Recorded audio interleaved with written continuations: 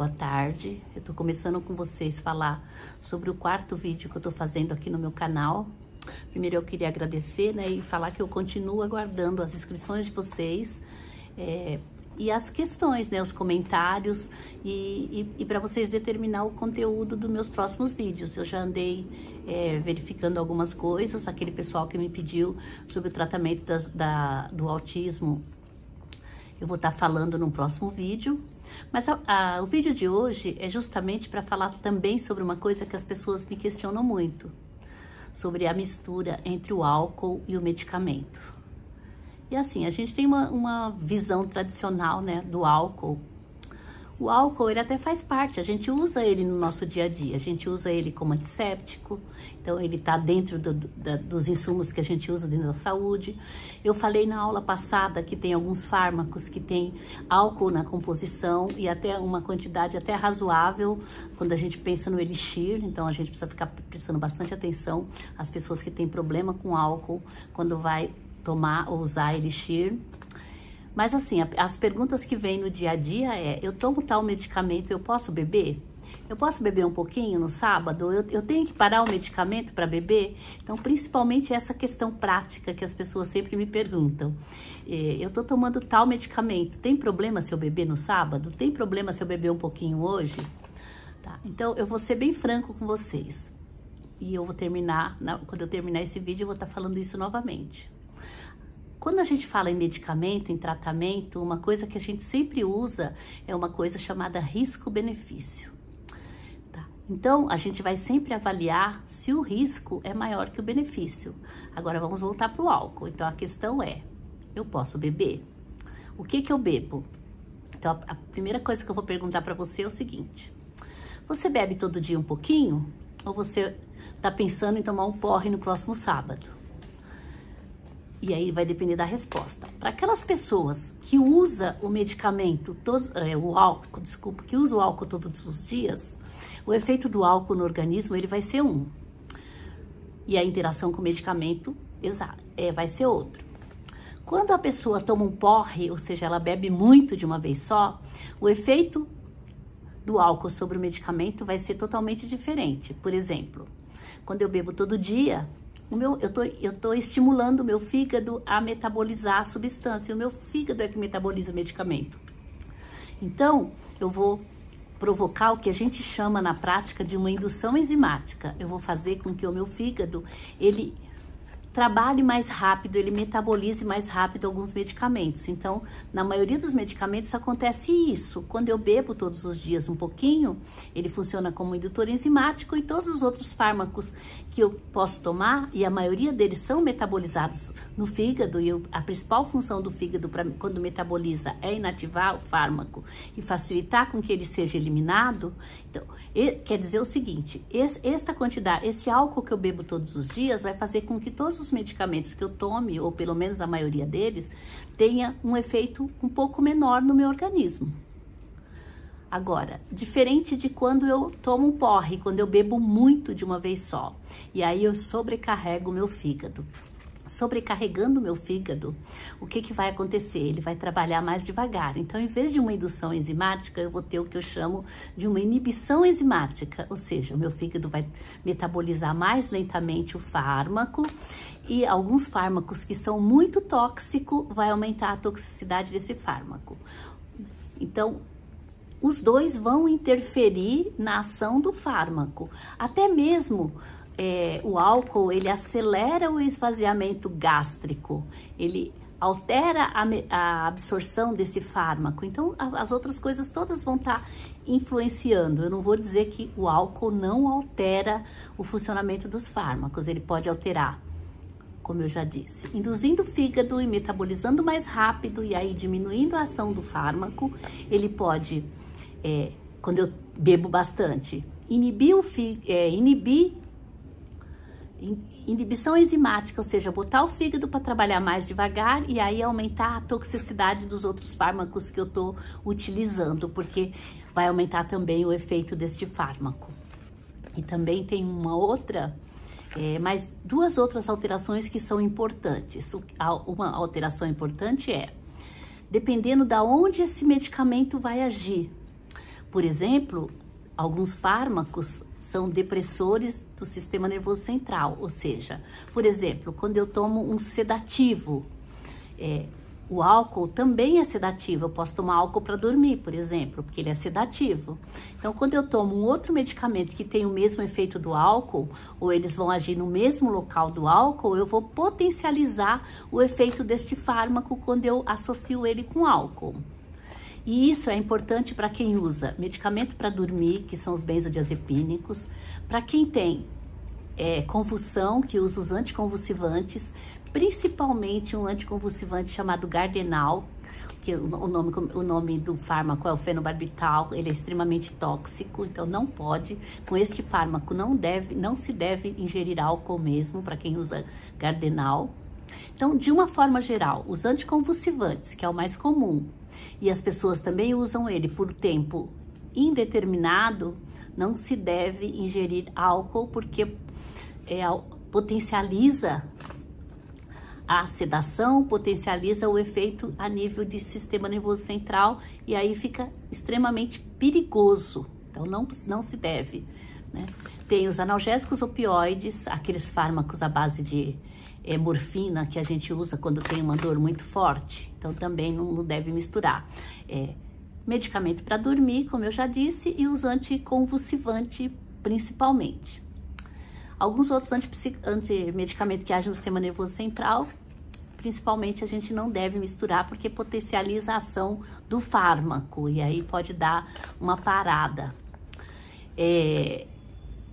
Então, eu falei do indutor, do inibidor, daqueles que potencializa. Agora, tem alguns fármacos que têm um efeito que, na prática, a gente chama de efeito de sulfiram. O que é um efeito de sulfiram? Disulfiram é um medicamento que tem no comércio, que as pessoas usam, e às vezes, antigamente, o pessoal usava e colocava na comida, que era para o sujeito parar de beber. Porque quando ele bebe e toma esse medicamento, ele começa a ter um monte de efeito colateral, por exemplo, dá vômito, sabe aquela sensação de quando você tá de ressaca? Aumenta muito. Então, as pessoas associam o álcool, o mal-estar, à bebida, né? Quando você usa esse medicamento, que é um medicamento chamado disulfiram, que é prescrito até no CAPS, o nome comercial dele é Antabus. Então, tem alguns fármacos que não o disulfiram, mas que eles têm um efeito parecido com o disulfiram. Então, para esses fármacos, não se deve mesmo ingerir álcool, tá? E um exemplo bastante... O pessoal me pergunta muito de antibiótico. Tem vários antibióticos, como eu já disse, que o álcool ele vai interferir na ação desse antibiótico. Mas tem dois específicos que são muito utilizados e que eu costumo lembrar bem. Então, quando a gente utiliza esses dois antibióticos, a gente não pode mesmo beber. Um deles é a cefalexina, que vocês conhecem com o nome de Keflex, né? Então, a cefalexina, ela tem esse efeito de sulfiram. Então, enquanto eu estiver usando a cefalexina, eu não posso beber de jeito nenhum, porque senão eu vou passar mal. Potencializa a toxicidade do álcool, o álcool vai ficar mais tóxico. Um outro antibiótico também que eu não posso beber de jeito nenhum quando eu estou utilizando é um medicamento chamado metronidazol. Então, a cefalexina e o metronidazol têm esse efeito que eu chamo de sulfiram. Então, vai potencializar a toxicidade do álcool. Eu não vou ficar mais bêbada, o álcool não vai aumentar o efeito do álcool. Vai potencializar a toxicidade, então eu não devo beber. Para esses dois... Me perguntam, posso beber se eu tomar antibiótico? Eu vou falar, para esses dois não pode. Então, cefalexina e metronidazol não pode beber. Para vocês terem uma ideia, o metronidazol a gente orienta até 3 dias depois que termina o tratamento, que as pessoas não podem beber quando usaram o metronidazol, porque esse efeito de sulfiram dele ainda continua. Tá? Então, para esses não pode beber mesmo. Outro também que eu falei aqui que não pode misturar é quando eu uso o anticonvulsivante, principalmente o Gardenal, que é o fenobarbital, porque ele é extremamente tóxico, aí quando associa com álcool fica muito tóxico. Então, aumenta a toxicidade do medicamento e do álcool, quando eu associo os dois. Agora, voltando, eu disse que quando você bebe todo dia, o álcool, ele pode ter, quando eu bebo um pouquinho todo dia, ele vai ter um efeito indutor. Então, ele pode diminuir os efeitos de outros medicamentos também. E aí eu não vou ficar falando aqui esse, desse, tá? Então, se eu puder, enquanto eu estiver tomando medicamento no bebê, eu não vou alterar o meu medicamento. Mas eu comecei falando no meu vídeo sobre a questão do risco-benefício. Então, o que acontece muitas vezes é com aqueles medicamentos que eu preciso usar todo dia. Então, o que as pessoas mais me perguntam, por exemplo, é sobre o antidepressivo. Tem alguns antidepressivos que eu não deveria usar com álcool, mas a grande maioria deles, o álcool vai alterar o efeito? Vai um pouquinho, mas ele não é tão grave. Então, quando eu avalio o risco-benefício, é melhor o sujeito beber um pouquinho, mas continuar tomando medicamento do que algumas pessoas que param de usar o medicamento para poder beber. O medicamento ele é de uso contínuo. Então, tem algumas patologias, algumas doenças que você precisa tomar o seu medicamento todo dia. Eu falo isso também e uma coisa importantíssima que a gente tem é em questão à aderência a esses tratamentos. A depressão é uma delas, porque o mínimo que a gente toma medicamento para depressão são 6 meses, mas isso pode durar, em média, 2 anos. O pessoal que usa medicamento para depressão dura 2 anos. Então, é um tempo muito grande para mim proibir o sujeito de beber alguma coisa, tá? Então, a gente sempre vai avaliar o que eu chamei de risco-benefício. Outro tratamento que também acaba complicando bastante, e as pessoas costumam parar de usar o medicamento para poder beber, e aí você vai ter situações bastante graves, por exemplo, o tratamento da tuberculose. O tratamento da tuberculose ele é feito com no mínimo 6 meses. Tem problema? Teria. Se você conseguir ficar sem beber, ótimo. Mas o que eu não aconselho ninguém é parar de beber, aliás, parar de usar o medicamento para beber, porque aí você interrompe o tratamento, as bactérias ficam resistentes e aí a complicação é muito maior, tá? Então, quando as pessoas me perguntam, uma coisa que eu sempre falo, e assim, eu faço essa orientação para todo mundo, é que a gente precisa ser o mais confiável possível. Então, você precisa dar as informações corretas. Então, a informação correta é: o álcool interfere na ação dos medicamentos? Sim, o álcool interfere na ação dos medicamentos. Tem algumas situações que é muito mais grave e que devem ser evitadas. Em algumas outras situações, embora exista essa interferência, o risco para eu parar a medicação para poder ir numa festinha, fazer uma confraternização de final de ano, ele é muito pior, é muito maior do que o benefício se eu ficar e fazer esse tratamento corretamente, tá?